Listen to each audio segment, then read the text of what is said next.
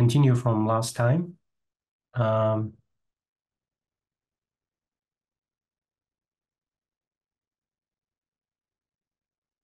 So last time we mentioned a nice probabilistic argument zooming into asymmetric bipartite graphs and using this asymmetry to embed bipartite graphs with bounded degree from one side.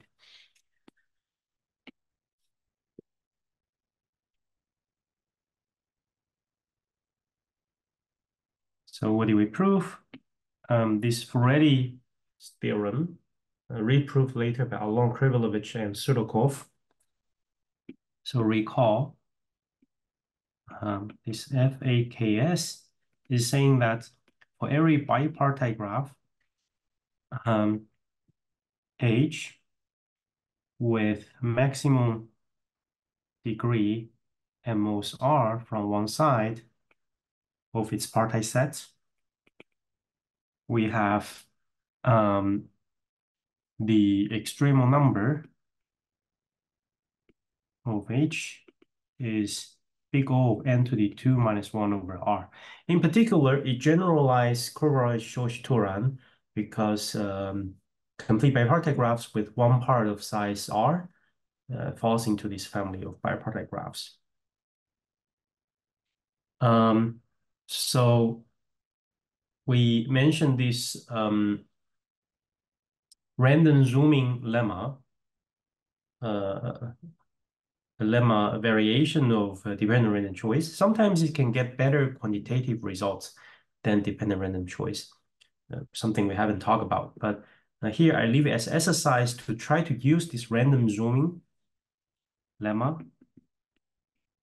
Use random zooming lemma to prove the following.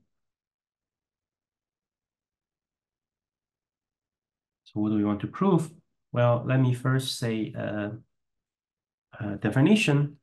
So a definition is one subdivision of a complete graph on T vertices. What is it? It's very simple. I just draw a picture.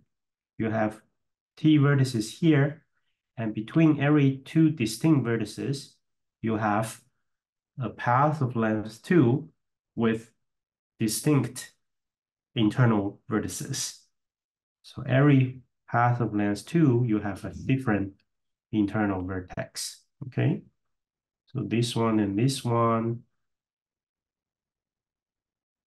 different, yeah. So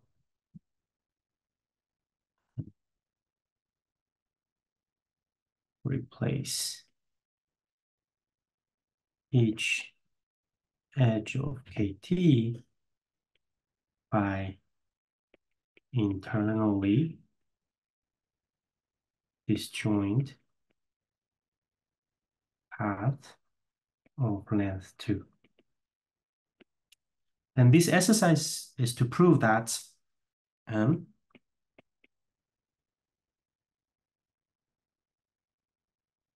for any graph with n vertices and Cn square edges, then we can embed the one subdivision of KT with a large T, where T is as large as square root of n.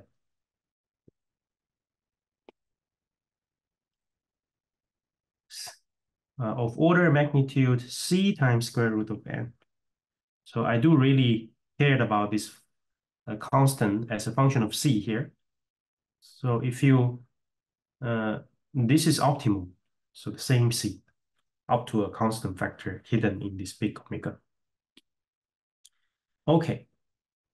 Another thing I want to mention to finish this part about bipartite graphs with bounded degree from one side is a recent conjecture by David Conlon and Zhongyang Li, which is still open. So if you're looking for an open problem to work on, So the recent conjecture.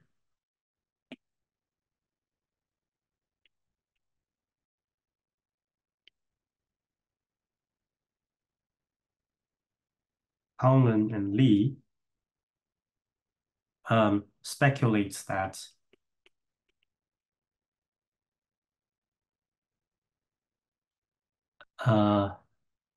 this FAKS, this result up here, this exponent 2 minus 1 over r is tight, it's optimal, only when there is KRR contained in H.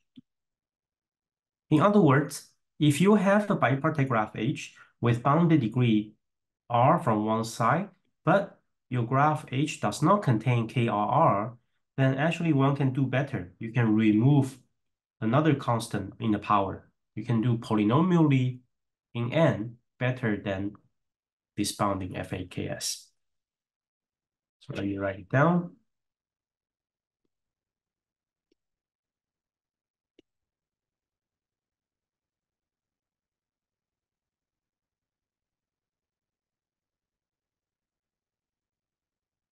So here's the conjecture, formally, the conjecture.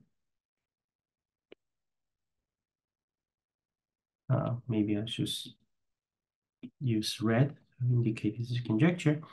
The conjecture is for any bipartite graph H, it's one side degree at most R, maximum degree at most R from one side, and H itself is KRR free. Then the extremal number of H, one can do better, n to the 2 minus 1 over R, minus some constant that depends on H, but not depending on n. This is open for all R at least 3. So known for true for R equal to 2. But from R equal to 3 already we don't know. So here is a particular one that I think it's interesting. A particular one, a specific example. Consider this H. So this is open. H is what? It looks like this. We have T vertices here. T vertices here. And you have how many vertices here? Each vertex, think of it as correspond to a triple on the right-hand side. And you are connecting to, let's say, this triple on the right-hand side. So for every triple on the right-hand side, you have a distinct vertex on the left to connect it to this triple. So you have T choose 3 vertices on the left. This graph obviously is 3 bounded. It has maximum degree 3 from the left. And it's easy to check that there's no K33. It doesn't even have K32.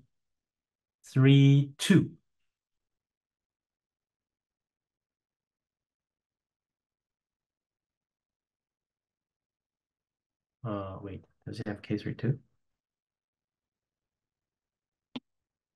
If you fix these two,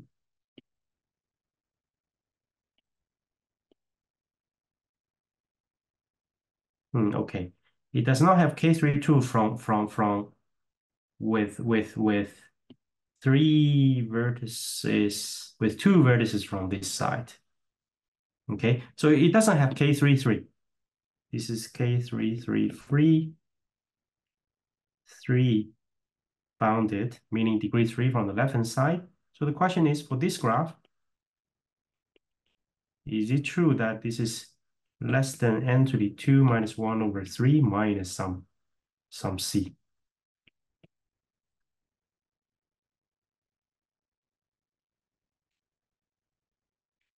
Okay. We're going to move on So this is the last part of two rounds problem. So I want to mention one of the major open problem conjecture in bipartite two round problem is this Sidorenko's conjecture.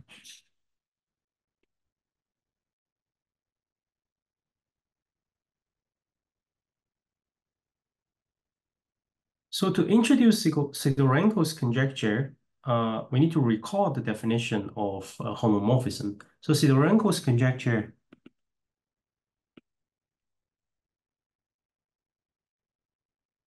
is a conjecture about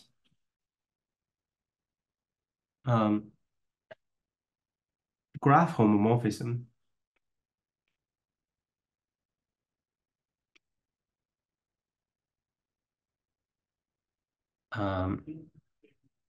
Graph homomorphism inequalities relating subgraph densities and edge densities. Edge density. Okay, so let's recall. We have a homomorphism phi from the graph H to G. This is a homomorphism. I'll just write home. If it preserves adjacency, right? If it preserves adjacencies, meaning for every UV, if they are adjacent in the original graph, then their image also form an edge in the target graph. No problem. We will use some notation. We will write capital home HG to indicate the set of all homomorphisms from H to G.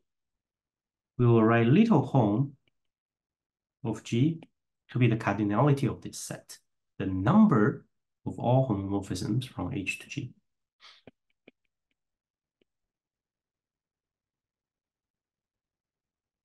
Now we can normalize this homomorphism count to a density setting, which is oftentimes much cleaner. That's what people do in this graph limits, for example.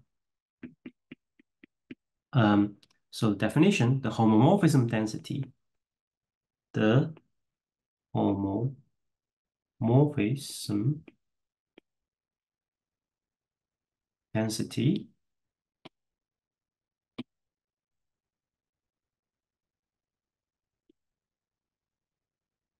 of H in G.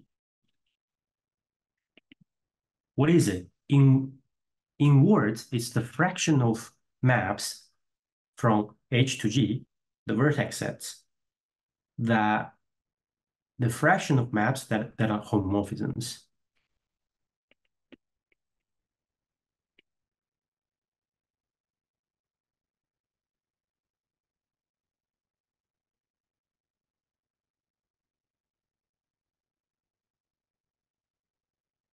Okay, in other words, we will denote it by THG,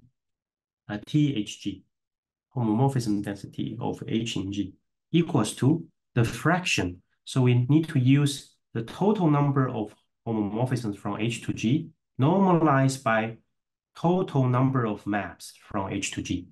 What's the total number of maps from H to G? Everything is labeled. So the total number of maps is this much,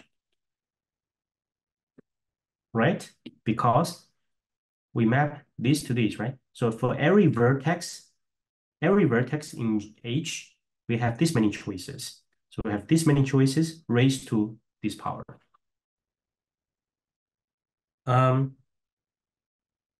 Okay. So you can also interpret it as a probabilistically as what? If you uniformly at random pick a map from H to G, the vertex sets, then the homomorphism density is precisely the probability that this random map is a homomorphism, right? So in other words, probabilistic interpretation is THG is the probability that a uniform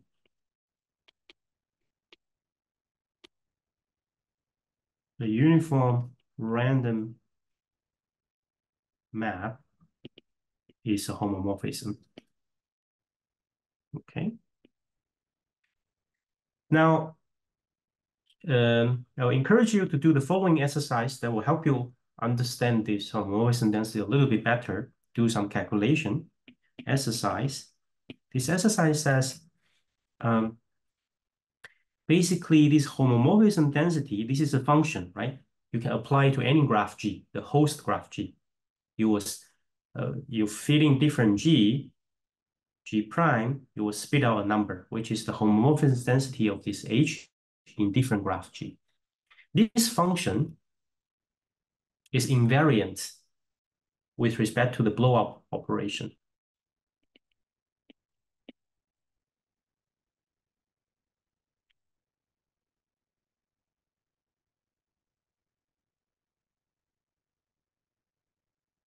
What does it mean?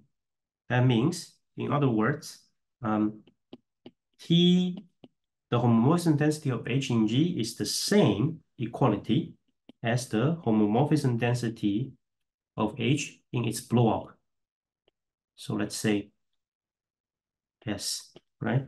This, remember, we introduced this notation. This just means replace each vertex of G by an independent set of size S and every edge by a copy of KSS. This is not hard to prove. Just write down the definition and compute a little bit. Okay, a particular homomorphism density of H that will be useful for us is that of an edge density when H equal to an edge K2. So let's give it a special symbol. If you have questions, you should let me know.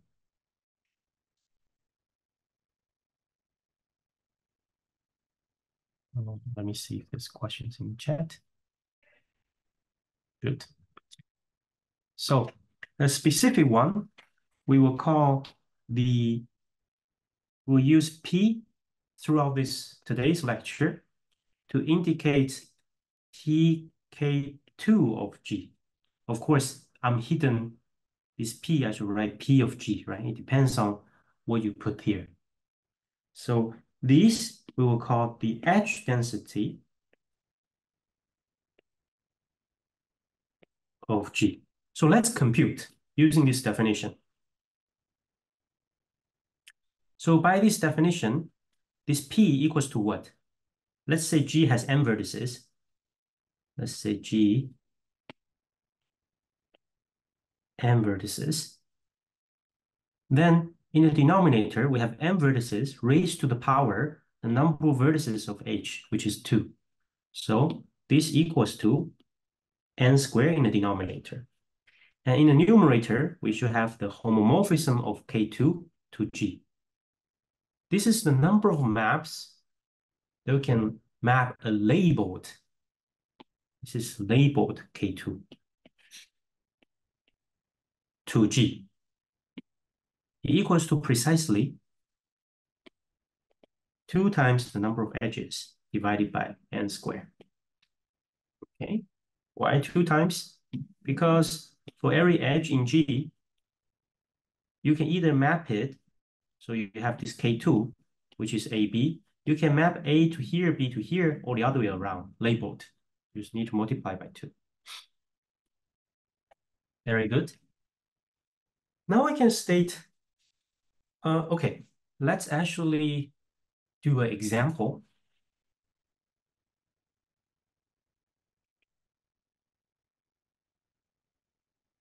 Let's compute what's the edge density of K2 itself. This equals to, what's little n? It's 2. Number of vertices here, raised to the power number of vertices here, so 2 to the 2. And the number of edges in G is 1 times 2. So the edge density of K2 is 1/2, which sort of makes sense. Why? At the beginning, maybe it looks a little bit weird because we have all the edges here. Why the edge density is 1/2? Remember, it has the same edge density as its blow up. What's a blow up of single edge? Complete bipartite graph. You have roughly half of the edges in complete bipartite graph. So this is the edge density 1/2. Does make sense. What is TK3 in K2? Well, in the denominator, we have two vertices raised to the power of the number of vertices in H, the first coordinate, which is 3. But there is no homomorphism from triangle to an edge. Okay? There's no such homomorphism. So you have 0. Very good. See, the Rankel's conjecture states that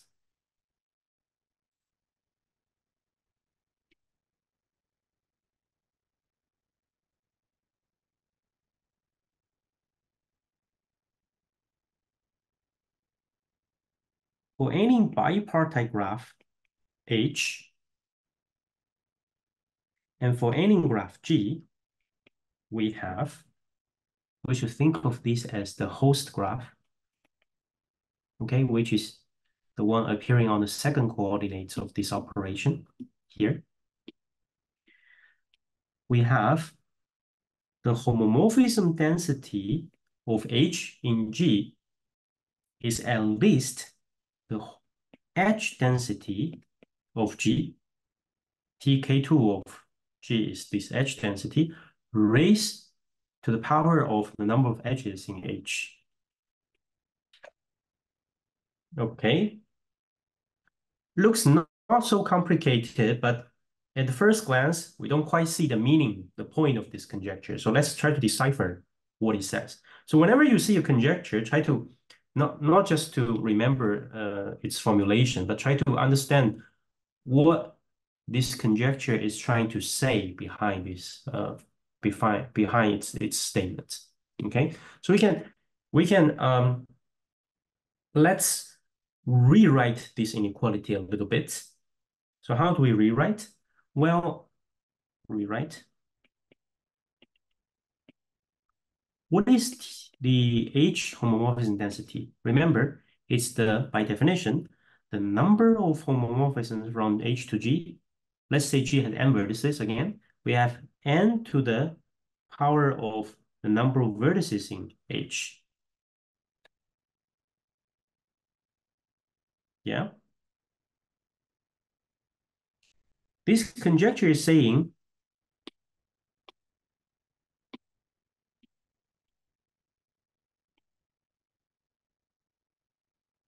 this quantity should be at least the edge density, we use P, raised to power E of H. So moving the denominator to the other side, the conjecture is basically saying for any bipartite graph H, for any G, the homomorphism count from H to G is at least n to the V of H times P to the number of edges in H. Okay, it looks like I haven't done much yet. I just move things to the other side. But now this inequality does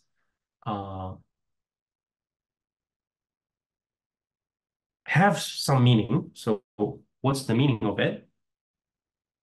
So now let's look at this one. Let's look at right-hand side. What's this quantity? The right-hand side above,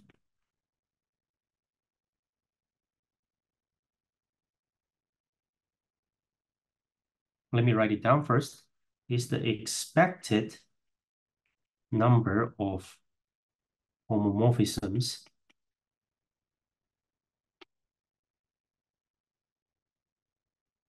of H to a random graph, GMP. So I haven't introduced what is this GMP. But let's think of, so what is this GMP? This is a random graph where you have n vertices. This is your ground set, the first n integer, and two vertices adjacent with probability p. You put an edge. And for different pair, you put an edge with probability p independent. These are independent events. Whether you put an edge here, put an edge here, put an edge here, all of them are Bernoulli binomial random variable. With probability p, you put an edge. 1 minus p, you don't put an edge. So technically, this is not a single graph. It's a probability space. It's easy to compute the edge density of this guy. This random graph is p in expectation. Expected edge density is p. So now what is the right-hand side then?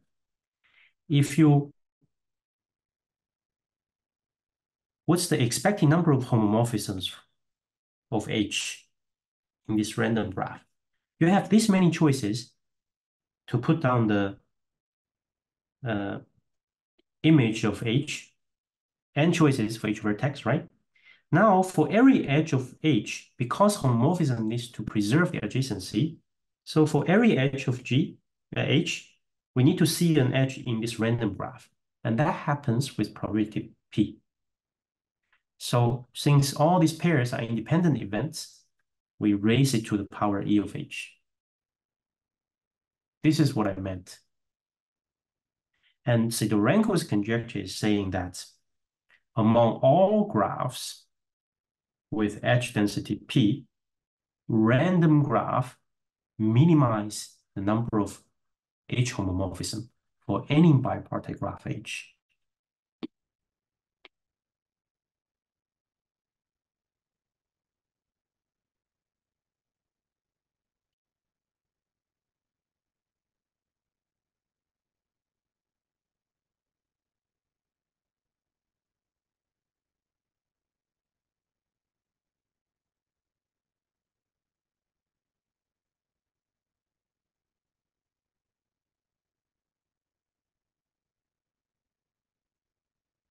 Among all graphs with given edge density, random graph has minimized the number of H homomorphisms.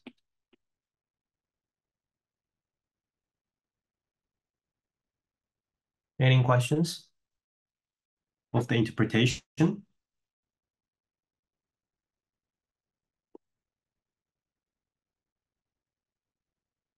So what do we know about this conjecture? Well, in general, this conjecture remains wide open, remains open. We need to prove for every bipartite graph. So the first remark is that we have no restriction on G, but we do require H to be bipartite. This is necessary. So this is the first remark. Necessary to require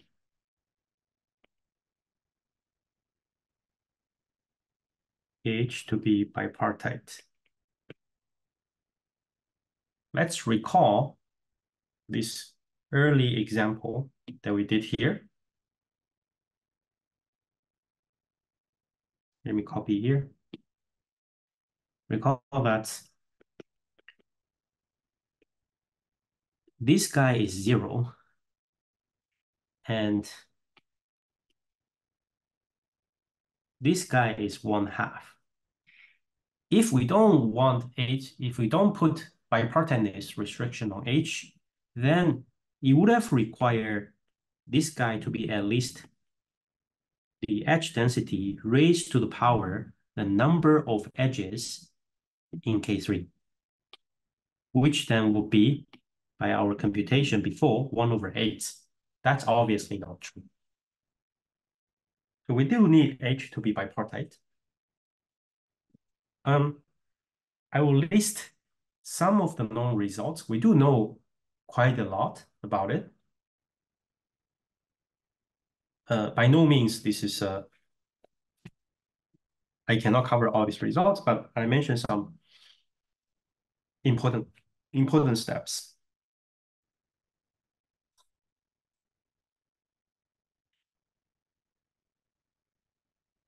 So Sidorenko himself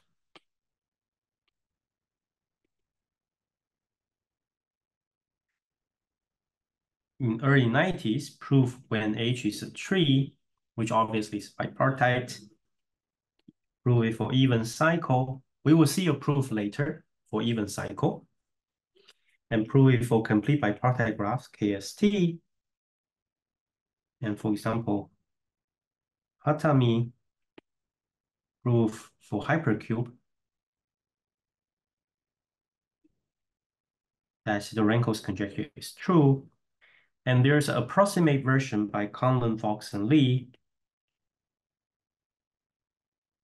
Conlon, Fox, and Sudakov. It's a bipartite graph with a dominating vertex, with one vertex completely joined to the other side.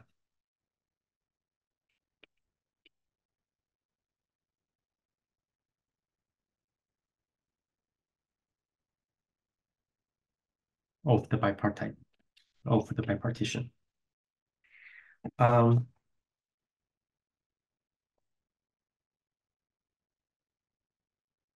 And there's some results by Lee and Segedi where they use entropy. Later, we will see that for trees, there's a very short proof by entropy methods. And some results about blowups as some graphs related to finite reflection groups. Also a deep result. Both of these two is by Conlon and Lee. There are many, many others. I'll just mention some of these. So let's see some simple cases of Sidorenko's conjecture. We will prove simple case of these two.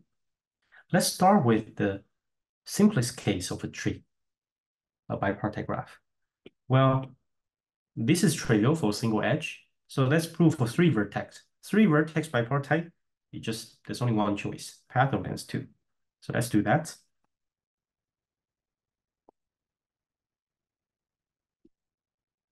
I would say this is warming up, the P3 case.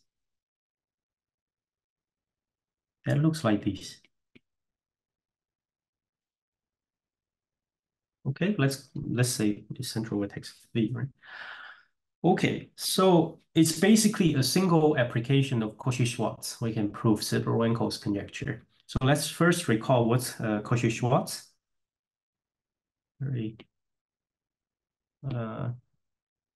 Cauchy-Schwarz. One form is saying that the sum of AIBI square is at most the sum of AI square times the sum of BI square. So what do we need to prove? We need to prove Sidorenko's conjecture is saying that for any graph G, the number of homomorphism from P3 to G is at least the count in the random graph with edge density P. So if P is the edge density of, recall, P is the edge density of G. So it needs to be at least, we have 3 vertices here in P3 and 2 edges. So in random graph, you have n to the 3 choices for the vertices, and P square probability, you need to have 2 edge. n cubed p squared. We need to prove this. So let's try to write down the number of homomorphism P3.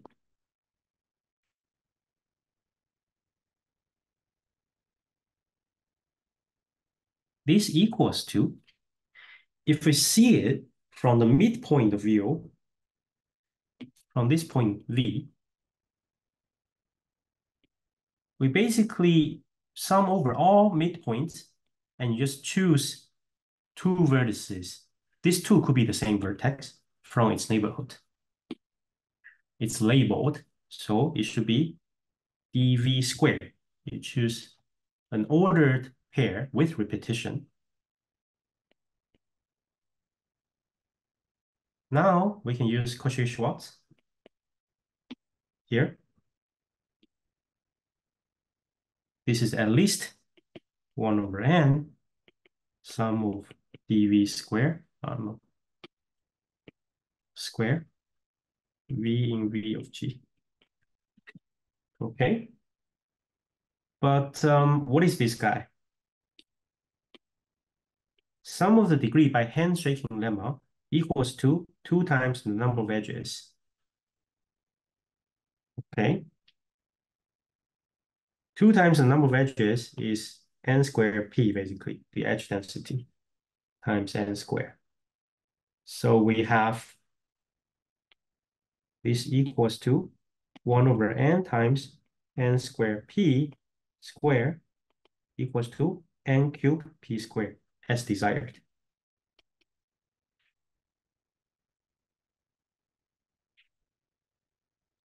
So one way of visualizing this proof of using Cauchy-Schwarz, we can use a small picture to visualize what we did here.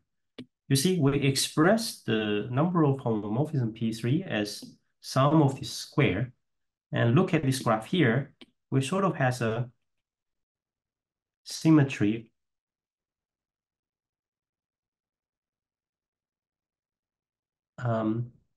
around this midpoint V. Okay, so we should think of this application of Cauchy-Schwarz here as we cutting along these midpoints. We will see this later in C4 also. So the C4 case,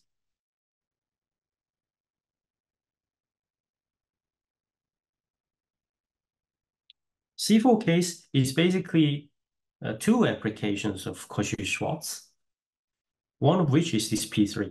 So we just need to do one more.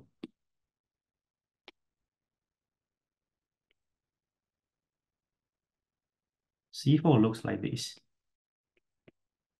You can see that there's also this symmetry here. You should think of, we have this symmetry along the mid vertex. Earlier, we applied Cauchy-Schwarz around V. Now we can apply Cauchy-Schwarz along this pair of vertices. So if this is say U and V, we think of it as cutting this C4. Right? You use a scissor. How do you draw a scissor? You use a scissor to cut along C4, use this symmetry, and apply Cauchy-Schwarz. What do I mean? Well, what do we need to show?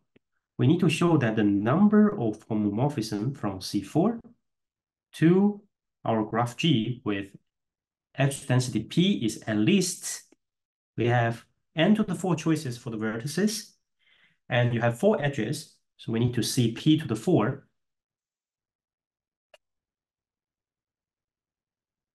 So how do we write C4 G? It equals to, if we count it, as I said, you cut along this midpoint, right? So if you count over all pairs of vertices UV, every homomorphism, you look at UV and you just choose their common neighbor. Choose 2 of them, ordered pair with repetition. So this equals to sum over all pairs of vertices in G. I will write DUV, their codegree. You choose 2 of them with repetition ordered. So this is codegree, the number of common neighbors of UV. Now, sum of square Cauchy-Schwarz.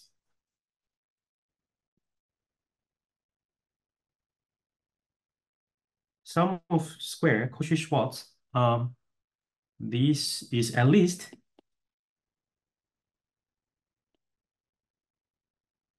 one over n square, the number of pairs UV times their average square. So sum of DUV UV square. Okay, let's do some computation. This is 1 over n squared. But what's inside this parenthesis?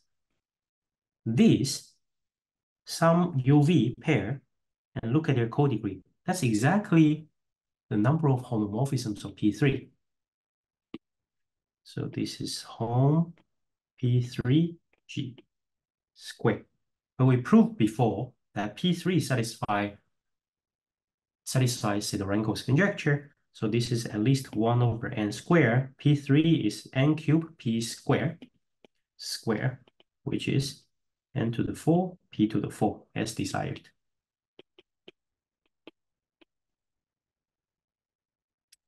Okay.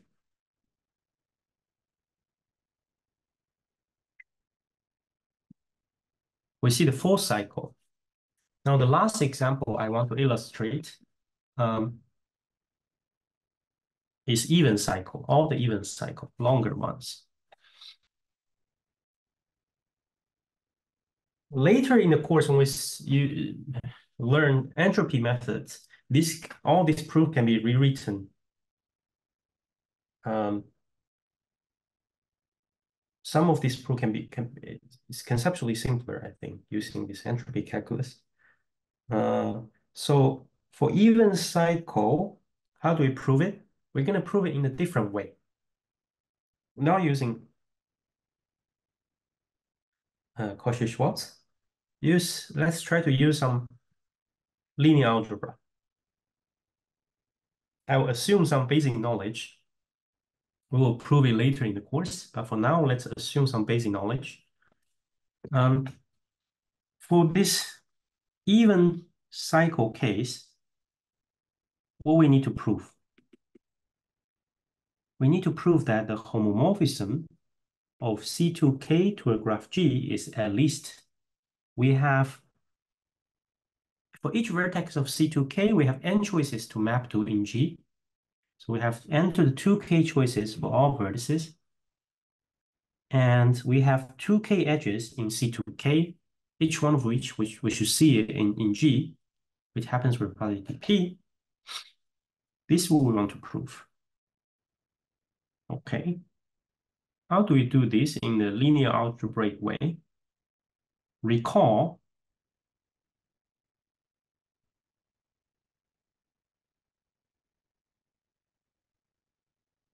this, this is a matrix 0, 1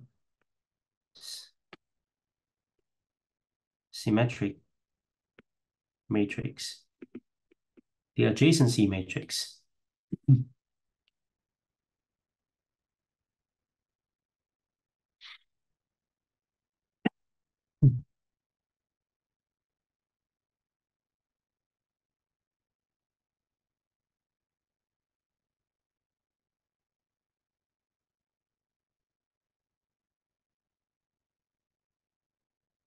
Okay, what it means just that you list the vertices of G as row and columns.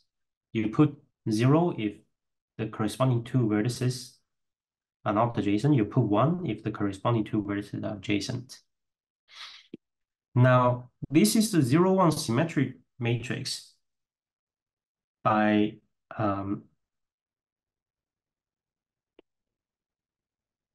is real and symmetric.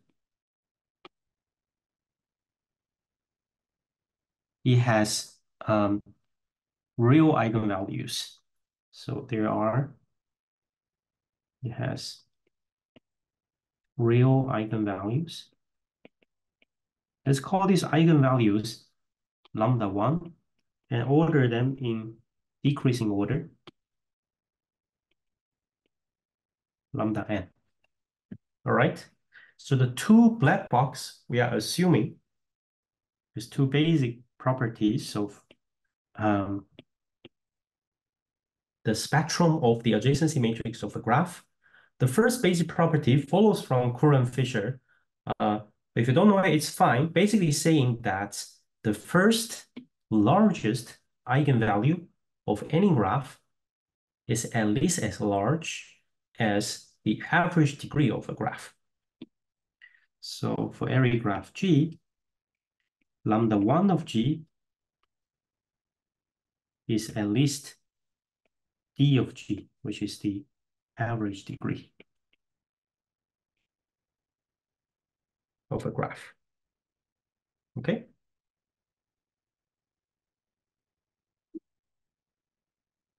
The second thing we're going to use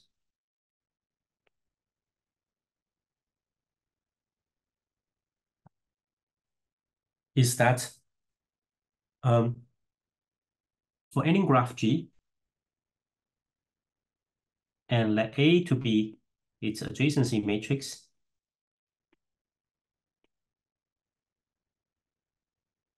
then we have the trace of the 2k's power of this adjacency matrix. So the trace of a matrix, just the sum of the diagonal entries, equals to the sum of the 2k's power of all eigenvalues. Okay? These are basic knowledge in linear algebra, which equals to, since A is the adjacency matrix, the number of closed walks of length 2k in the graph G. But what's the number of closed 2k walks? A walk is closed means at the end you return to the starting point. You go, at the end you return. You go, at the end you return. That's precisely every such walk is homomorphism of C2k.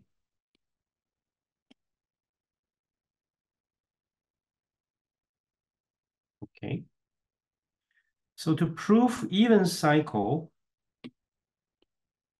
satisfies the Renko, we just need to prove that the trace of the powers of the adjacency matrix or the sum of powers of eigenvalues is at least this quantity. And this turns out to be trivial by this consequence of Coulomb-Fisher. So let's see the proof.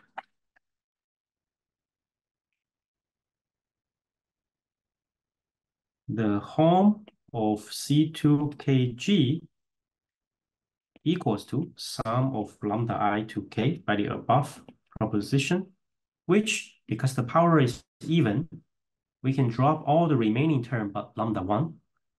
You can only, we don't get smaller, so at least lambda 1 to the 2k. But lambda 1 is at least the average degree of the graph G. So average degree of the graph G to the power 2k. All right, but what is average degree? Average degree is sum of all degree, which by handshaking lemma is 2 times the number of edges, divided by n, the total number of vertices. This is exactly n times the edge density p. All right, so use it here, we get that this equals to mp to the power 2k, which is exactly what we need to prove. mp to the power 2k. That's it. But this is a special case for even cycle because we can express the homomorphism count as the trace. For all other bipartite graphs, there's no obvious way of writing it in this spectral way. So maybe at the end, we'll also leave an open problem related to Sidorenko's conjecture. So the smallest open case, the smallest bipartite graph that we don't know whether Siderenko's conjecture is true or not is this graph, so-called Mobius band. So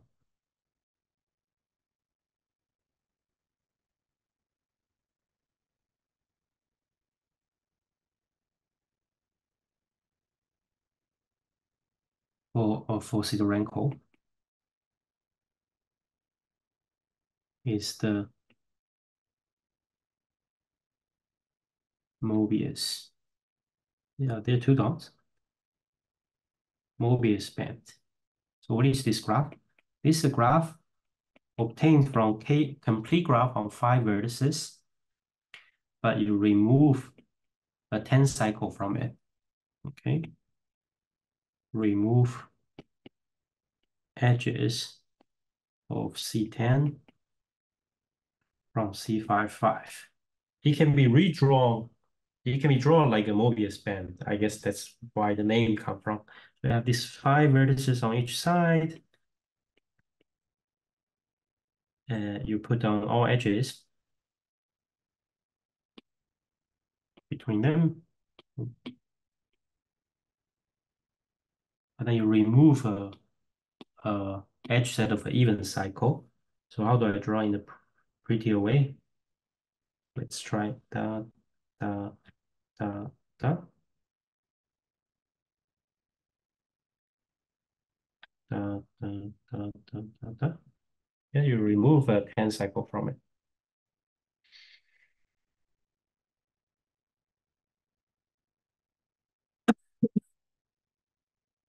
Good. So that's all I want to say about known cases about Sidorenko's conjecture.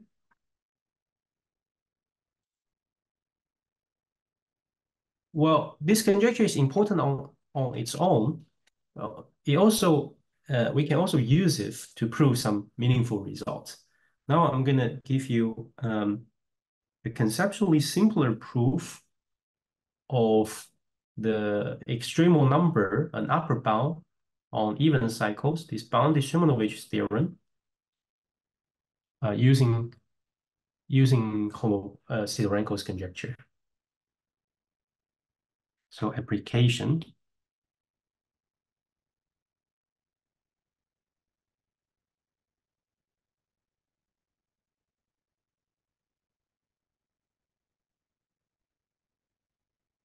Let's see a baby case, which is C6.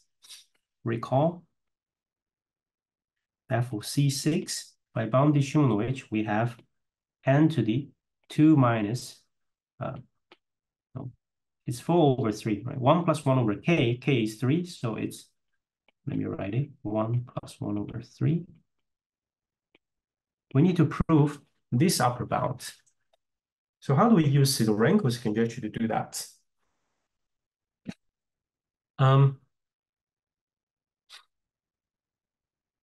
Okay. So let's first give a name. We say that a homomorphism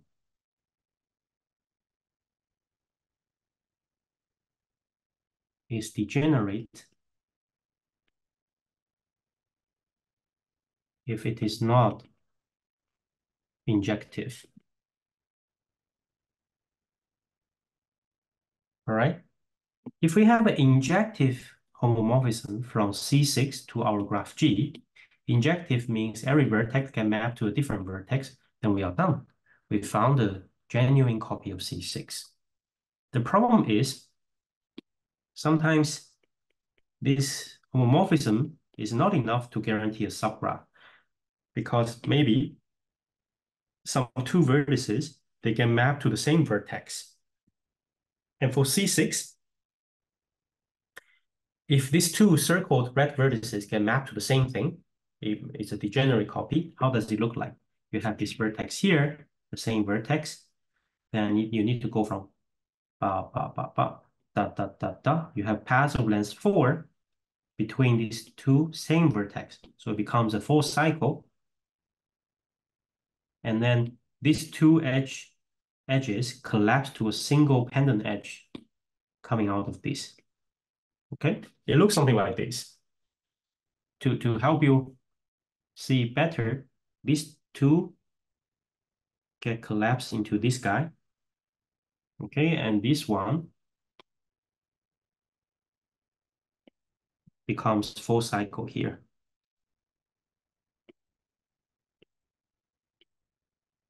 Okay.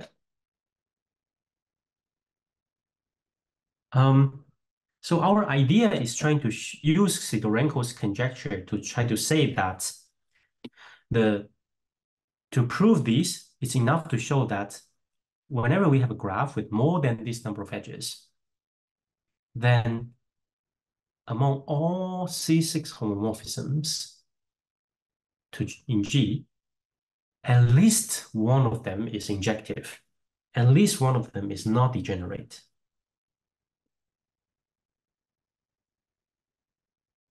That's what we want to show.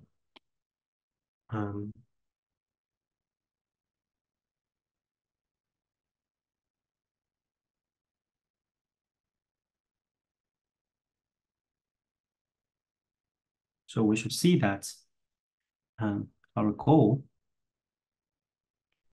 is to prove that actually we will see a supersaturation type result even. You will see many copy of C6. So many C6 homomorphism in the graph with more than n to the 4/3 edges are injective. They are not degenerate. So we get many, many copies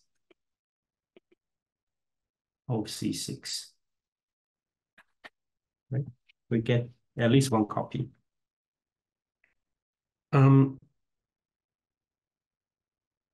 Okay, so here's the proof. First of all, recall that we have this regularization trick, saying that whenever we're dealing with proving upper bounds on extremal numbers of bipartite graph, we may assume that this graph is almost regular. So by the regularization,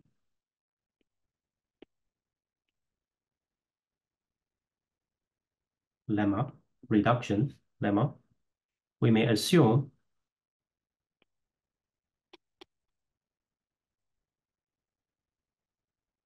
our graph is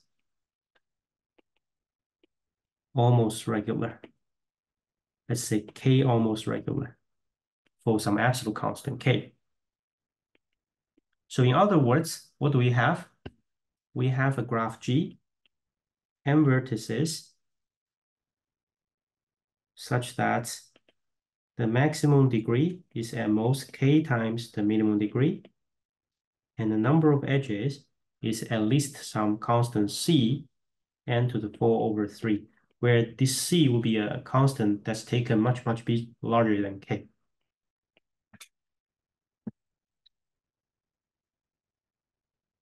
All right, so let's write P for its edge density.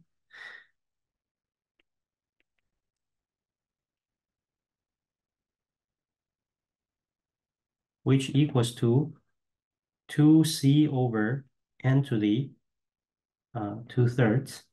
Simple calculation. Okay. So by Sidorenko's conjecture, which is true for 6 cycle, we can get a lower bound on the C6 homomorphisms count. Implies that the number of homomorphisms from C6 to G is at least n to the 6, p to the 6. No problem.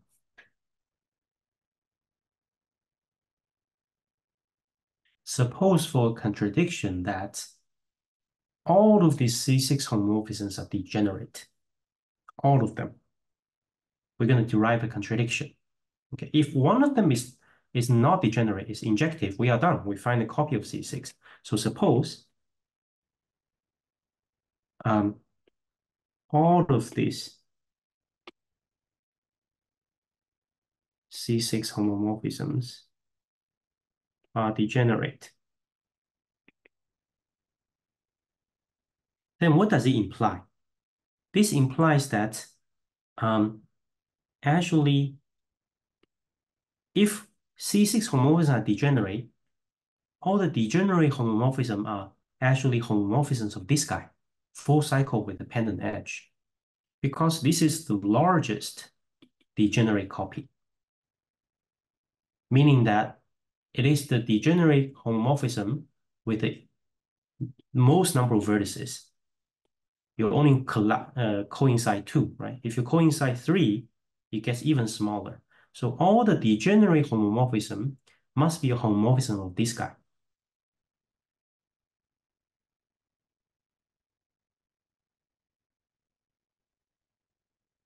So this implies that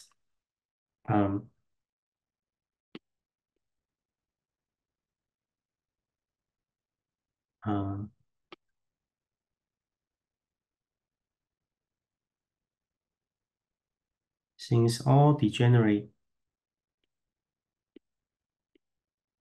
C6 home is a homomorphism for this graph, full cycle with dependent edge, we get that the number of homomorphisms of full cycle with dependent edge is equal to homomorphism of C6 in G, which is at least n to the 6, p to the 6. This is an unusual situation. That would imply that actually we have many homomorphisms for C6, more than expected. Recall that our graph is almost regular. So what is this guy? By almost regular, the number of homomorphisms of this guy is at most the number of homomorphisms of C4 times maximum degree of the graph G. Okay? Because every such homomorphism you can obtain by first finding a homomorphism of C4 and go from this vertex, you find its neighbor, it's delta G. So we get that we have extraordinary many C4 homomorphism. C4 home count large is at least n to the 6, p to the 6 over maximum degree. But maximum degree is at most k times the average degree. Remember, average degree is np, right? It's n times the edge density. So we have this guy is at least 1 over k times n to the 5, p to the 5. No problem. Okay, now we're going to argue that most of this C4 homomorphism must be actual copy of C4.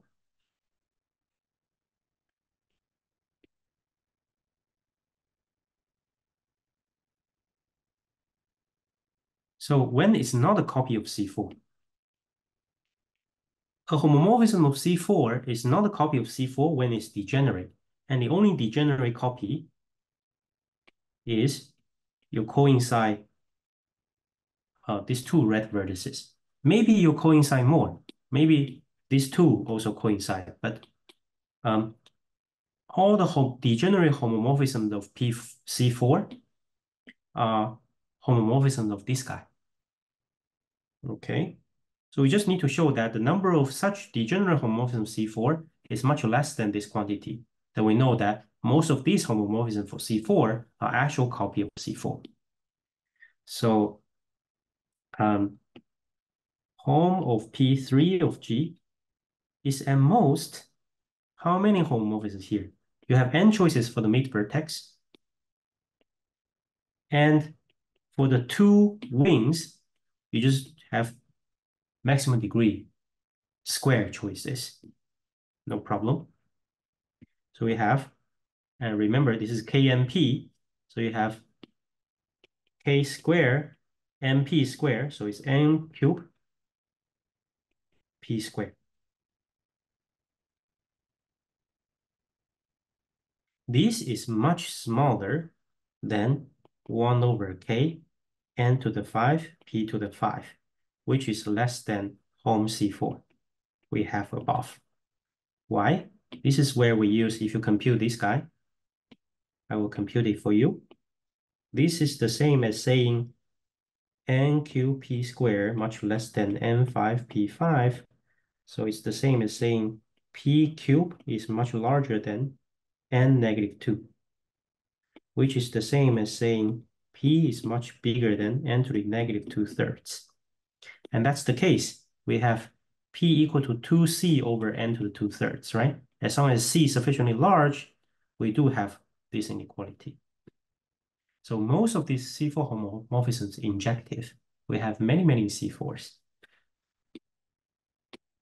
So we have at least, let's say, half of them are injective. So at least 1 over 2k n to the 5, p to the 5 copy of C4. Now we show that in this unusual situation that the degenerate homomorphism C6 takes up everything, you will actually embed something much larger than C6. We should embed a graph that looks like this, which is C6 with a chord in the middle. Obviously, this contains C6 to finish the proof. So either, before I finish the proof, let's see the big picture. Either we have an injective homomorphism of C6, which we are done. If not, if there are all the homomorphisms are degenerate, we show that actually we have an extraordinary number of counts of copy of C4. You have more than usual number of C4, then we can actually embed something even larger than C6. So how do we embed this? The idea is very simple. Let me describe the idea first. You build the auxiliary graph where the edges of our original graph becomes vertices of the auxiliary graph. And when are these two edges adjacent in the auxiliary graph? When they form a C4. So finding this guy is the same as finding a path of length 2 in the auxiliary graph. A nice copy of it. So let's see the details. Build auxiliary graph gamma, where the vertex set of gamma are edge set of G, and two vertices. So this is the picture in G, this is the picture in gamma, E prime. So vertices, edges in G becomes vertices in gamma. They are adjacent in gamma when the corresponding edge in G form a copy of C4.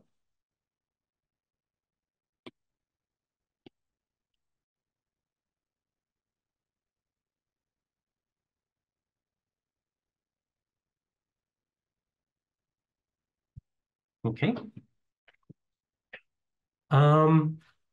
Well, technically, it should be contains a copy of C4 because you could have these edges. That's not a problem for us. All right. So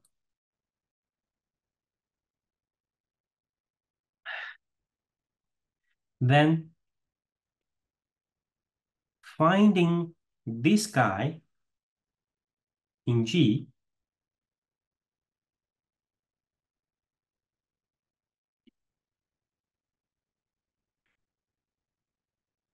is the same as finding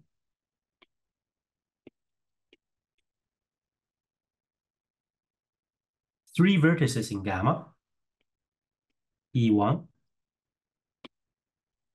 E2, E3, that they form an edge. They form a path of length 2, order 3. But there's a catch. We do require this path is nice in the sense that E1, E2, there's no problem. They form a C4. E2, E3, there's no problem. They form a C4. But it could be that E3 and E1, they could share a vertex. That's bad. So we need such that the vertex set of E1 and vertex set of E3 are disjoint. We don't want the case that they share a vertex. So when does this bad case happens? Let's draw a picture. The bad case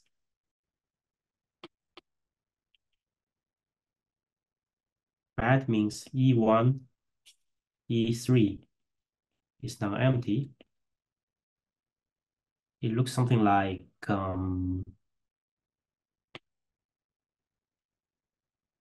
me draw.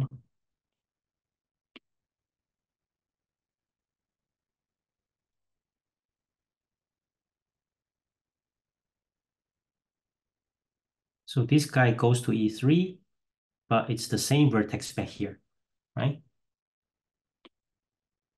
So it's back here. Now you come to, this is E3.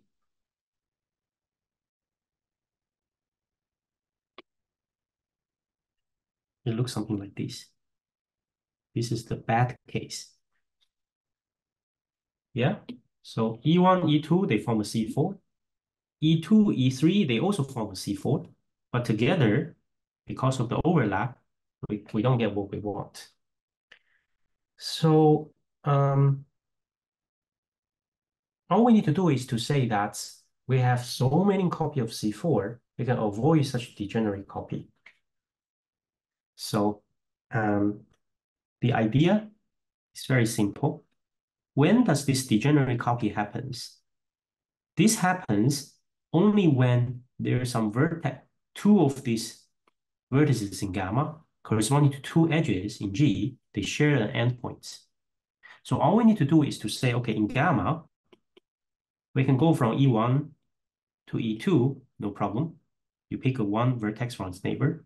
Now in the neighborhood of E2, we just need to pick some E3, not those that share an endpoint of E1.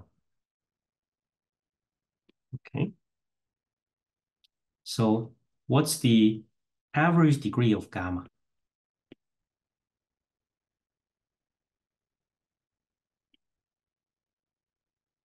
Equals to the total number of edges in gamma, which is the number of C4s in G, yeah, divided by number of vertices in gamma.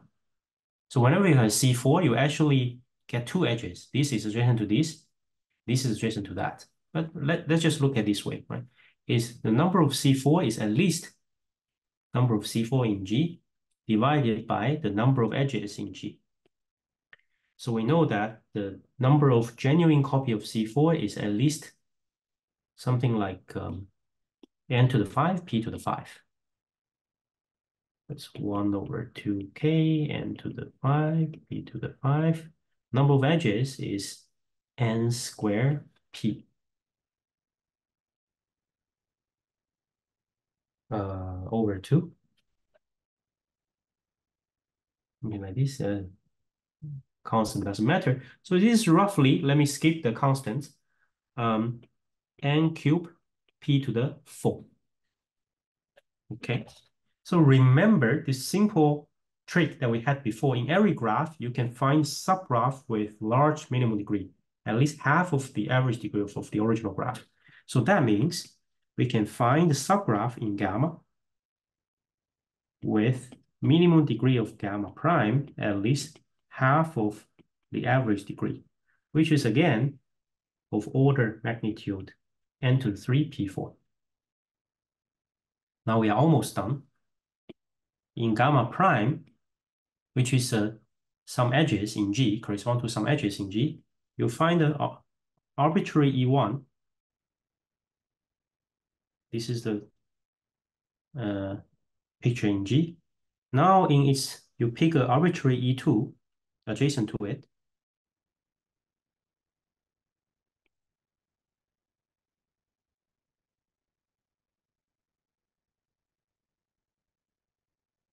Now for the next one, what do we know? We know that we have at least n to the 3p to the 4 neighbors in gamma prime for E2, minimum degree condition. Among these, how many of them are bad? The bad ones are the E3 that share an endpoint with E1. Share endpoint maybe with this endpoint or share this endpoint. So we have two endpoints.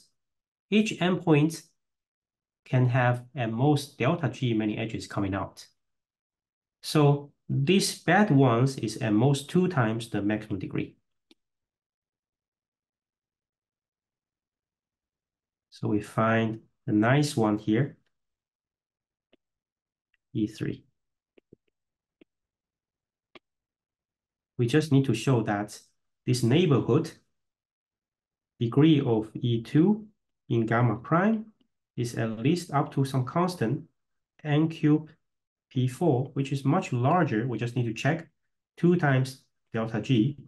That's the number of bad choices for E3. And this is roughly what? Up to some constant K MP, right? And if you check this inequality, it's saying P cubed is much bigger than n squared, -2. It's the same inequality. Then we are done.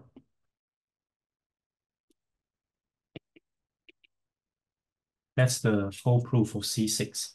You see that using this homomorphism inequality count, this proof is much cleaner. Well, it took me some time because I spilled out all the details. I want to go a little bit slow.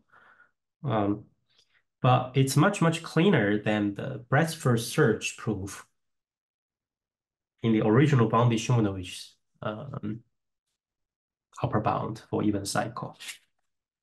Any question? This argument, not so trivial, but you can extend this argument to prove with some additional trick to prove bounded Shumanovich. So I'll leave it as exercise. Prove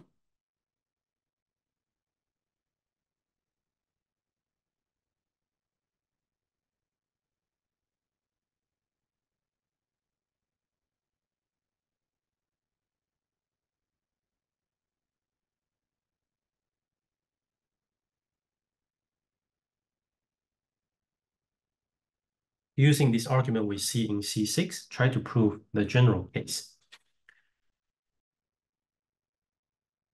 Okay, this is a cleaner proof for an upper bound of even cycle.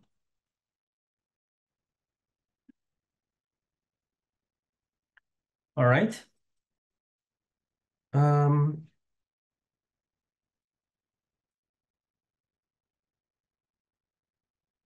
I probably need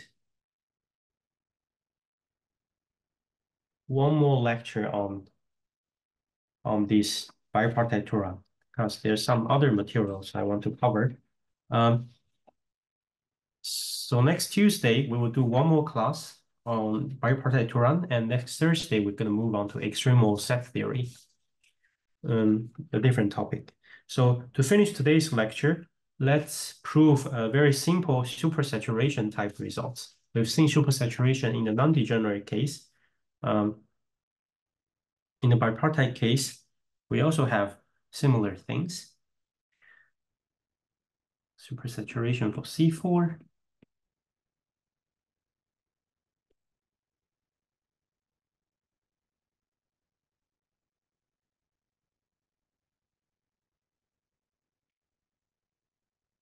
A simple proposition, I would say, because the proof is almost the same as how we prove Sidorenko for C4. So for any m vertex G with large n, and if its average degree is at least 2 times square root n, then we have many, many copies of C4. Remember, extremal number for C4 is n to the 3/2, which is roughly this threshold for average degree. So when you go constantly above, we start to see as many copies as you will see in the random graph, in fact. So at least the average degree of the graph to the power of 4 divided by 8 copies of C4.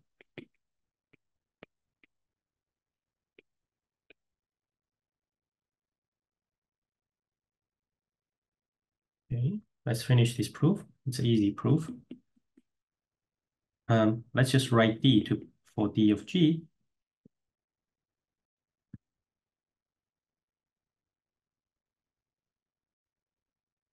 How do we count C4? Well, let's first count cherry. Is K12 with center vertex V. So the number of cherries K12 in G is at least sum of V in the graph, central vertex, in its neighbor. Now we don't choose with repetition, and we don't care about order. So you choose two distinct vertices. There's D of V of 2. I choose too many choices. Using this convexity, Jensen's inequality, this is at least n 1 over n sum of dv choose 2, some calculation, this equals to n d choose 2. All right.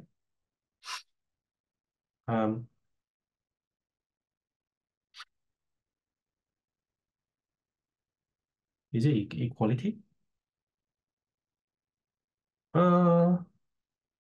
Something like this up to a constant factor. Check. Now, what's the average codegree? Average codegree of a pair of vertices in G, let's call it D. So the average, you need to average over n choose 2 pairs, sum over all codegree, UV in V of G, choose 2 vertices.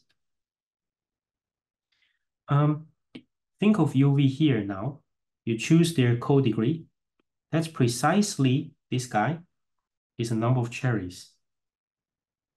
Okay, so this equals to the number of cherries divided by n choose 2, which is at least, as we compute it above, n d choose 2 over n choose 2, which is at least, I'll do the computation for you, at least 2. By our choice of average degree D is at least 2 square root n. Now we are done because what's the number of C4? C4 is basically you choose 2 vertices UV, and in their common neighborhood, you pick 2 vertices. All right, so the number of C4 is at least sum of UV, which is a pair. In their codegree, you choose 2. By Jensen again, convexity, at least n choose 2 times the average. So the average codegree is D that we computed above. Choose 2, which computation shows that this is at least D to the 4 over 8. That's it.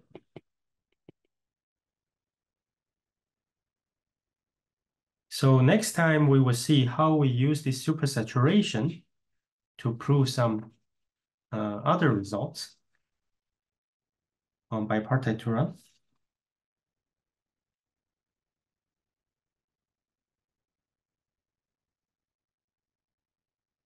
Any questions?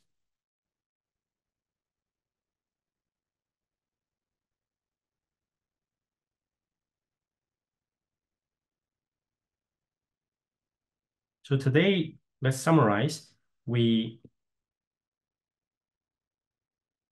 introduced this famous conjecture in extremal graph theory, the Sidorenko's conjecture. which basically says for bipartite graphs, the number of homomorphism counts for bipartite graph H is minimized given the edge density P is minimized by random graph. And we've seen some small examples like path of length 3, 4 cycles through simple Cauchy-Schwarz.